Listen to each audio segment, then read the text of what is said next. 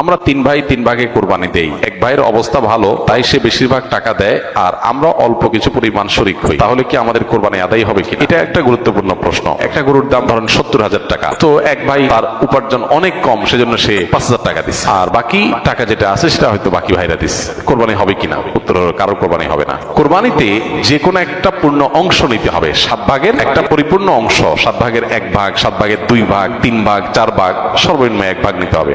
ভগ্নাংশ নেওয়া যাবে না, অর্থাৎ 1 ভাগেরও অর্ধেক নেওয়া যাবে না। 2 ভাই মিলে 1 ভাগ নিছে হবে না, তখন সেটা গোস্ত খাওয়া হবে। এখন এমন হতে পারে যে এক ভাইকে আল্লাহ আর্থিক সচ্ছলতা দিয়েছেন, বাকিদেরকে দেন নাই, তো কি হবে? তখন সচ্ছল যিনি, তিনি তার পক্ষ থেকে কোরবানি দিয়ে বাকি সবাইকে সবার পক্ষ থেকে দিবেন যে ঠিক আছে, তোমার পক্ষ থেকে একটা শেয়ার, তুমি টাকা দিলা না, আমি তোমারটা দিয়ে দিলাম। এটা হতে পারে। অথবা আরেকটা হতে পারে যে ঠিক আছে, তুমি অল্প টাকা কামাই করছো, মাত্র 5,000 টাকা আছে, তুমি টাকা না দিলে তোমার কাছে ভালো লাগতেছে না, তুমি টাকা দিলে তোমার কাছে খুশি হবে, তো সেক্ষেত্রে 5,000 টাকা তুমি আমাকে দিয়ে দাও। এটা কোরবানির শেয়ার না, আমি কোরবানিতে এটা লাগাবো, সেটা ভিন্ন বিষয়, বাট তুমি শেয়ার হিসেবে দিলা না। এটা হতে পারে। প্রবাসীরা অনেকে একটা কাজ করে, বিশেষ করে মিডল ইস্টে যারা থাকে, অনেক প্রবাসীরা কোরবানি ঈদের দিন নিজেরা একটা ছাগল জবাই করে। তো রুমে 5 জন থাকে, এখন 5 জন মিলে একটা ছাগল জবাই করলে ওই ছাগলের টাকা তারা ভাগ করে। এই যে এক ছাগলে কয়জন শরীক হতে পারবে, কয়জন কোরবানি দিতে পারবে? একজন। ভগ্নাংশ দেওয়া যাবে না। তাহলে একজন কোরবানি দিলে রুমের যে কোনো একজন কোরবানি দিবে, তো বাকি 4 জন কি বসে বসে খাবে? গোশত তো সবাই খাবে, এই জন্য তারা 5 জন মিলে ভাগ করে টাকা দেয়। এখানে কারোরই আসলে কোরবানি হবে না, জবাই করা হবে, পশু গোশত খাওয়া হালাল হবে, কিন্তু কোরবানি হবে না। যদি কোরবানি হতে হয় তাহলে এমন করা যেতে পারে, 5 জন মিলে টাকা দিল একজনকে দিয়ে, বললো ভাই আপনি মুরব্বী মানুষ, বড় মানুষ, বা আপনি যে কোনো কারণে আমাদের থেকে ভিন্নতর, তো এই টাকাটা আমরা সবাই তুলে আপনাকে দিলাম, কোরবানিটা আপনার তরফ থেকে আপনি দেন, সবটা একজনের হলো, গোশতটা সবাই খাইলো। বা এই বছর আপনার তরফ থেকে হলো, পরের বছর আমরা আবার সবাই টাকা পয়সা দিলাম, ভাই আরেকজন হলো,